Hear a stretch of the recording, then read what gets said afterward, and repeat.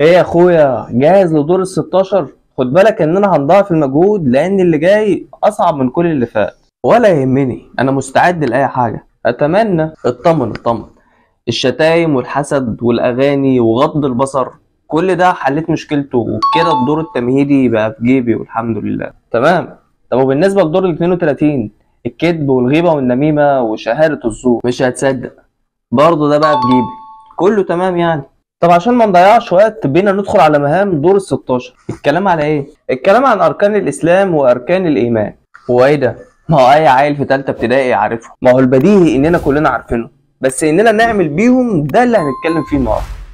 فهمتك. انا عايزك تفصصهم كده، بس برضه المختصر المفيد عشان ما نتوهش من بعض. خالص يا اخويا، بسم الله توكلنا على الله. قول لي كده، ايه هما اركان الاسلام؟ شهاده ان لا اله الا الله وان محمد رسول الله، إقامة الصلاة، إيتاء الزكاة، صوم رمضان، حج البيت لمن استطاع إليه سبيل. حلو.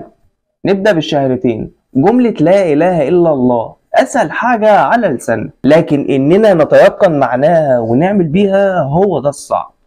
بمعنى إنك تبقى مستحضر جوه ذهنك وقلبك طول الوقت إنه لا إله إلا الله، وإنه هو خالق الكون، وإنه لا حول ولا قوة إلا به، وانه دول 99 وصف ولازم تكون عارفهم وبتعمل بيهم في حياتك باذن الله. طب والشهاده التانية، شهاده ان محمد صلى الله عليه وسلم رسول الله. كل مره وانت بتنطق الجمله دي تستحضر فكره انك مسلم ومستسلم لما اوحي الى النبي وهو الاسلام، وتكون تابع لسنه النبي وتطبقها في حياتك. تطبق وتؤمر بما امر به، وترفض وتنهي عن ما نهى عنه.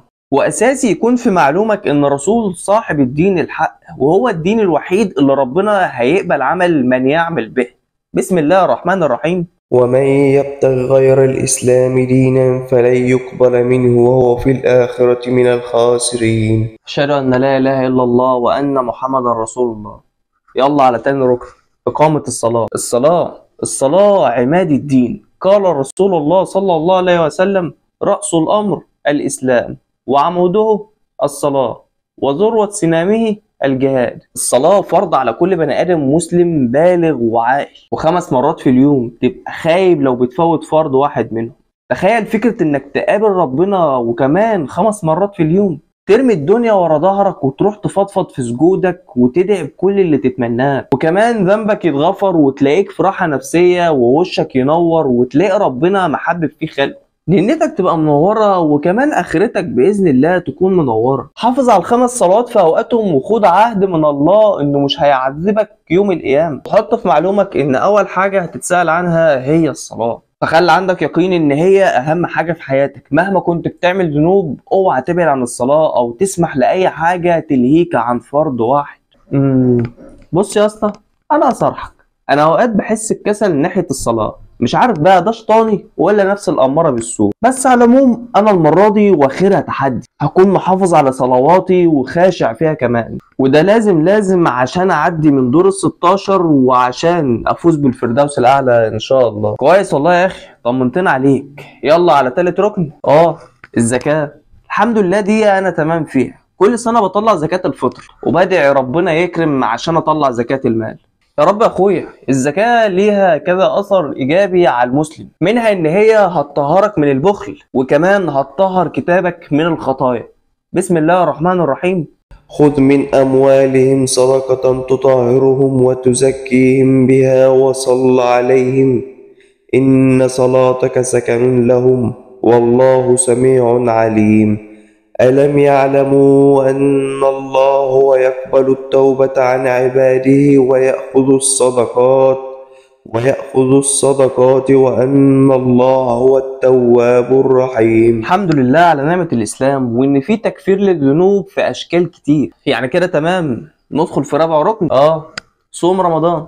تعرف إن بصوم رمضان كامل واليوم كله من وأنا عندي 7 سنين؟ لا يا عم، مش للدرجات دي. اكيد بتفتي يعني. لا ده بجد، حتى اسالهم في البيت. الحمد لله بابا وماما كانوا بيشجعوني، وكنت كل يوم بعد ما اصوم بابا بيديني جنيه. تمام، معقوله كده؟ لا بس انا كنت بصوم عشان انا بحب الصيام طبعا، وبرضه كنت بتحب الايس كريم اللي بتجيبه بالجنيه. دي شكليات، دي انا ما بدقش فيها قوي. المهم، انا بشوف ناس كبيره وما بتصومش خالص، وبسال عليهم بلاقيهم ناس سليمه، مش عيانين او عندهم عذر عن الصيام مثلا، هما مش ناس سليمة ولا حاجة، دول مرضى عقليا ودينيا. ان حد يسقط فرض من دون عذر ده يبقى مريض عقليا فعلا. ازاي يجيله قلب يعمل كده اصلا؟ ربنا يهديهم. هو انا بس مش مستوعب، يعني في ناس بتستنى شهر رمضان ده عشان يصوموا ويكفروا عن سيئاتهم، وكمان حسناتهم تزيد اضعاف مضاعفه، ودول ييجوا بكل سهوله كده ويفرطوا في الفرصه دي، وكمان بياخدوا ذنب كبير قوي. غير ان افطار يوم في رمضان بالقصد من غير عذر شرعي مفيش حاجه تقدر تعوضه حتى لو صام السنه كلها. هو زي ما قلت لك اللي زي ده ندعي له انه يرجع لعقله وربنا يغفر لهم ويهديهم يا رب. بينا على اخر ركن في اركان الاسلام، حج البيت لمن استطاع اليه سبيلا. اللهم ارزقنا حج بيتك، اللهم امين. حد يطول انه يزور بيت ربنا ويزور اطهر مكان على وجه الارض ويقضي مناسك الحج ويرجع من هناك خالي من الذنوب زي يوم ما اتولد، كأني اتولدت من جديد من غير ولا ذنب. طب ايه، بينا ندخل على اركان الايمان. اركان الايمان هما 6، واولها الايمان بالله. الايمان بالله، طب ما كلنا مؤمنين. تفرق طبعا. ليه بقى؟ لانك هنا هتاخد الموضوع برمته، باكج. يعني انك مؤمن بالله يعني انك تتمعن في اصل الكلمه، انك تآمن بالله وبملائكته وكتب ورسل واليوم الاخر وبقدره خيره وشره. اسمع كده، بسم الله الرحمن الرحيم. آمن الرسول بما أنزل إليه من ربه والمؤمنون كل آمن بالله وملائكته وكتبه ورسله لا نفرق بين أحد من رسله وقالوا سمعنا وأطعنا غفرانك ربنا وإليك المصير. فهمت، بس برضو عايز شرح لكل نقطة على السريع. يعني بص يا سيدي، الإيمان بالله يعني تزرع جواك يقين بكل كلمة اتوصف بيها إن كان في قرآن أو سنة. حاجة تانية هي إنك تسترشد بالآيات وتتعجب في خلق ربنا للكون ده كله وكل ما ورد في القرآن لغاية ما توصل لبرهان إن مفيش إله غيره وهو بإيده كل شيء. بسم الله الرحمن الرحيم. سنريهم آياتنا في الآفاق وفي أنفسهم حتى يتبين لهم أنه الحق أولم يكف بربك أنه على كل شيء شهيد. سبحان الله. كده الركن الأول أنا فهمته. طب تاني ركن، الإيمان بالملائكة. الإيمان بالملائكة هي إنك تؤمن إن الملائكة مخلوقين من نور وإنهم موجودين فعلا وما بيعصوش ربنا، موجودين بيطوعوا أوامر الخالق وبس. فهمتوا أيقنت ده فعلا. الركن الإيمان بالكتب السماوية. الكتب السماوية يعني إنك تؤمن بكل الكتب اللي أنزلت على الرسل. التوراة أنزل إلى موسى، والإنجيل أنزل إلى عيسى، والزبور إلى داوود، والصحف إلى إبراهيم، والقرآن أنزل إلى محمد صلى الله عليه وسلم. بس أنا كنت سمعت إن كتب زي التوراة والإنجيل اتحرفوا. ثانية، أنا ما قلتش تتبعهم أو حتى تقرأ فيهم من باب الفضول حتى، لأن زي ما أنت قلت إنهم اتحرفوا وأنا قلت لك تؤمن بيهم وإنهم كتب من عند ربنا أنزلت على الرسل قبل الإسلام، وده كان لهداية الناس للدين وبس. إنما أنت ليك دينك وهو دين الحق، دين الإسلام. الحمد لله على نعمة الإسلام، اللهم اجعل الإسلام فخرا لنا دائما. طب كده ندخل على الرسل. الإيمان بالأنبياء والرسل، وهو إنك تؤمن بكل الأنبياء اللي القرآن ذكرهم 25 نبي، وهم دول عليهم سلام وبركة الله. طبعا لازم أؤمن بيهم كلهم، ما ينفعش خالص إن أشكك في أي نبي فيهم.